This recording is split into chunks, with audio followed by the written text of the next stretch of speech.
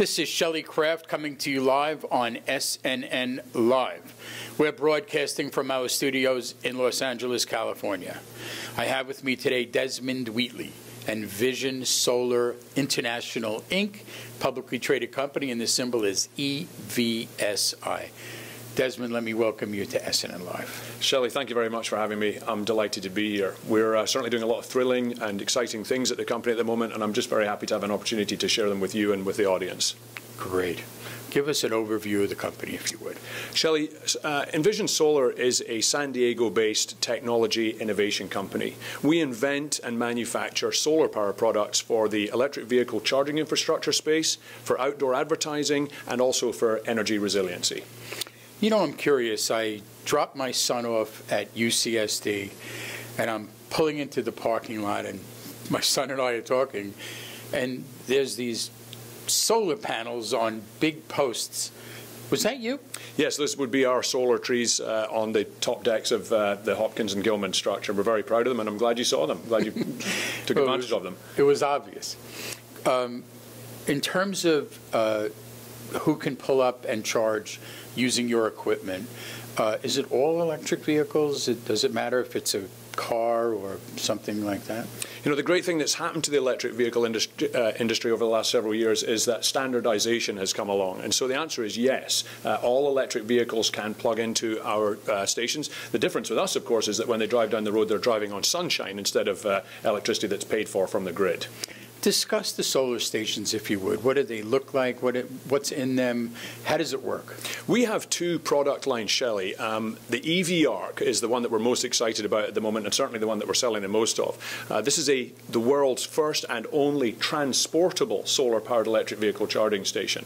It fits perfectly inside a single standard legal parking space, requires no foundation, no trenching, and no connection to the grid. Doesn't even need a building permit. We deliver this thing in about 2 minutes, and it's ready to fill cars up with sunlight.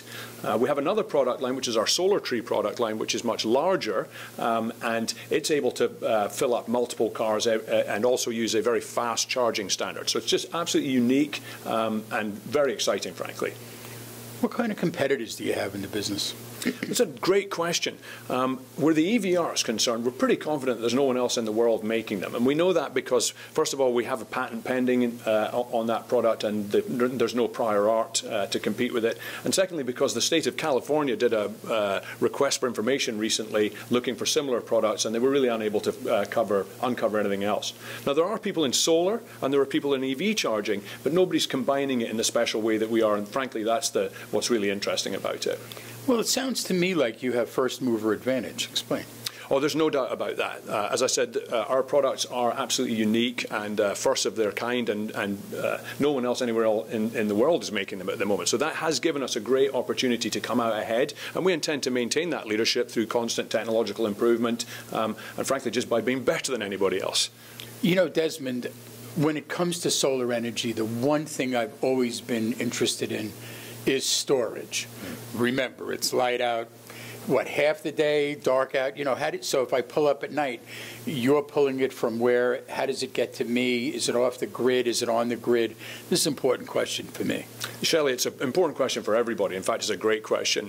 Intermittency is without a doubt the single greatest sort of impediment to the adoption of solar energy. You're quite right. When the sun's not shining at nighttime, we're not generating energy. Thank goodness storage technology has come such a long way now that we're able to integrate it into our products in a manner which allows us to deliver clean and reliable, underline reliable energy 24 hours a day, or through cloudy periods or snowy periods. So frankly, as a user of our products, you will not know whether the sun's shining or not, except for the information you're getting from your eyes. The product will perform perfectly day or night, or even in poor weather.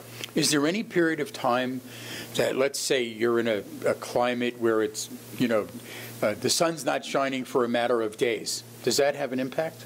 It will have an impact, there's no doubt. We're getting our energy from the sun, so we want to see sunlight, but a couple of good things going on here. First of all, solar modules are becoming so much more efficient nowadays that we're actually able to pull a lot of energy even when you can't see the sun. We're getting parts of the light spectrum which are not visible to the naked eye, but nevertheless are packed full of energy. A combination of that and engineering the correct amount of energy storage into our products allows us to right-size the storage and the generation for whichever environment that we're in. And we're going to do a little little bit of that, and the products will differ a little bit geographically. Having said that, we do have a nice standard from which we build, so we're able to make these changes very inexpensively. Now, you alluded earlier that you have 3 product lines. Let's go over each of those product lines because I'm interested in knowing the differences. Yeah, let me say actually 2 product lines, but addressing 3 market verticals, and that's frankly been a big part of our success. We've been able to come up with a very narrow product set, but a very broad set of values that come from that product set. So between our solar tree product and our EV ARC product, which is the transportable unit, we're able to address electric vehicle charging, outdoor advertising, and also energy resiliency. While the products deliver a lot of different values, we don't have to have a very expensive or varied production line to produce them. How do you market the company? We've frankly probably spent more energy on engineering and product development over the last several years than we have on marketing, and that's something that we need to change now because we've been very inclined to come up with a highly scalable and repeatable product set. Now we're going to put more energy into marketing and selling our products because frankly most of the great sales that we've made, and as you know we've sold to some very high value customers, have just been through word of mouth or through relationships. That's all going to change now because we are actually starting to do a much broader advertising effort. Who are your customers? And I did a little bit of research, and I want you to discuss some of your recent announcements with some of these, what you call high-profile clients. If you can benefit from solar-powered electric vehicle charging, if you can benefit from outdoor advertising, or if it's really important to you that the power stays on all the time, you're our customer. And so that's a pretty broad set of customers, and that's reflected in the people with whom we're closing contracts at the moment. Yes, we just announced the state of California, the great state of California. We've just signed a contract with them. It's a 1-year contract and has 2 renewals, which will come up after that. This is tremendously exciting for us. It gives us an opportunity to sell our solar-powered EV charging products to any local government agency, any state agency, even municipalities. But at the same time, government's not our only source of business, not by any means at all. In fact, we do more business with enterprise, and we're proud of that as well. And if you look at the customers that we're dealing with, these are not small companies. These are large Fortune 500 companies. They do a great deal of due diligence on us, and they choose us, frankly, because we're the best. Tell me about ChargePoint, because there was a specific announcement on ChargePoint.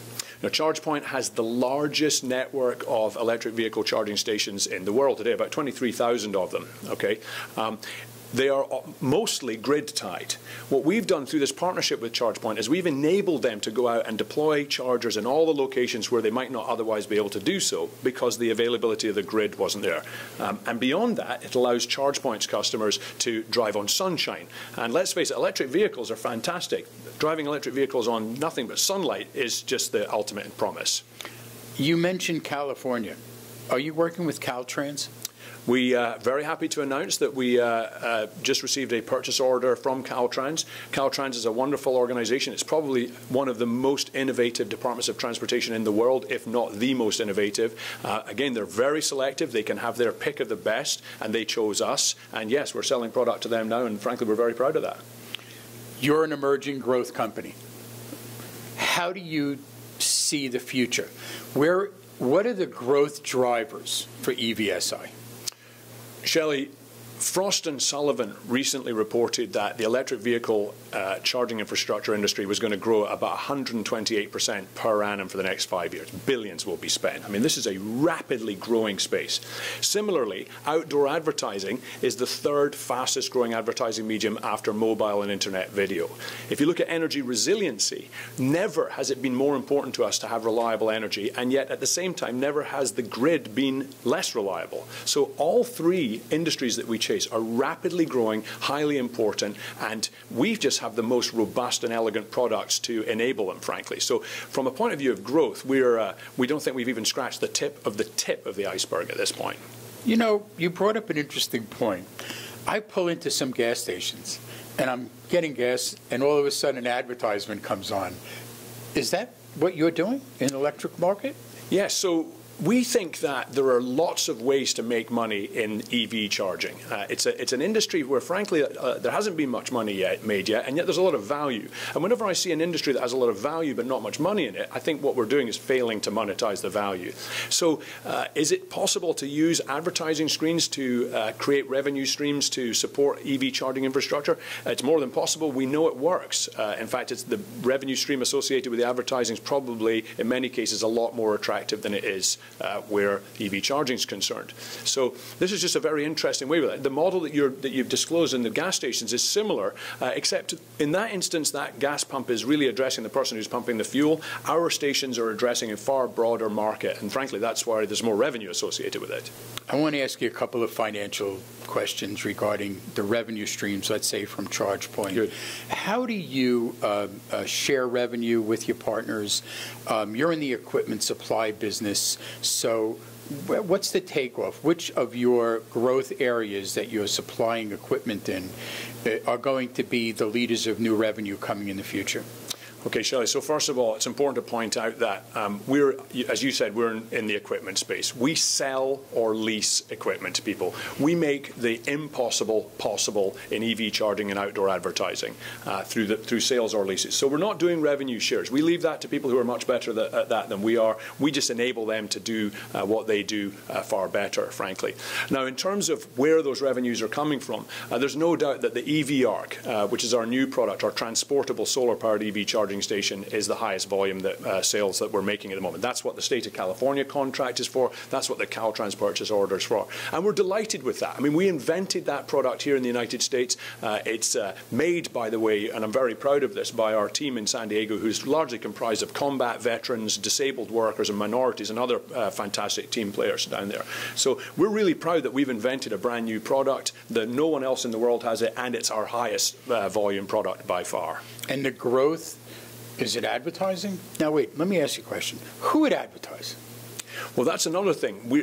We don't get into the advertising space. We just enable people who are really good at that. I'm a big believer in doing what you're good at doing and then leaving others to do what they're good at doing. We let ChargePoint handle the EV charging business. We just enable it.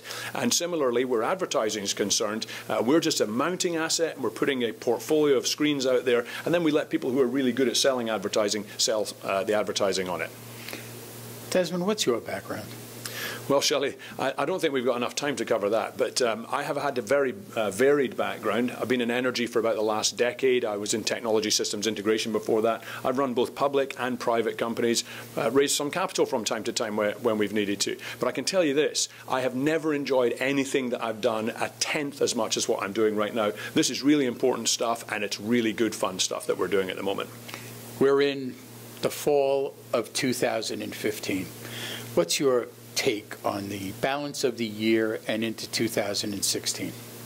We're already having the best year we've ever had. We're very busy at the moment, and we're delighted by that. The orders keep coming in, and everybody's working very hard to fulfill them. I think that we are at the beginning and maybe just a little in front of the wave, which is a great place to be here. If you look at all the data points about EV charging infrastructure, about outdoor advertising, and about energy resiliency, both in the United States, starting in California certainly, but across the United States and internationally, which is definitely part of our plan, then you will see nothing but growth in the coming years. As long as we continue to have the best products, which we intend to do, then I think that we're going to see fantastic growth for the next several years, no question about it. You know, I want to thank you for coming up the 405 freeway this morning to join me here, but I know our audience is going to want your website for more information, so please, if you would, give our audience your website. I must say the drive up the 405 was made a lot easier by the fact that I was in my electric vehicle and able to drive in the HOV lanes as a result of it, and driving on sunshine too, I'm bound to add, of one of our own products. But thank you for that. It's been great to be here. Our website is www.envisionsolar.com. Ladies and gentlemen, Desmond Wheatley, Envision Solar International, Inc. It's a publicly traded company, EVSI. I'm Shelley Craft. This is SNNLive. We're broadcasting from our studio in Los Angeles, California. Desmond, thanks again for coming on to SNNLive. It's been my great pleasure, Shelley. Thank you for having me. You got it.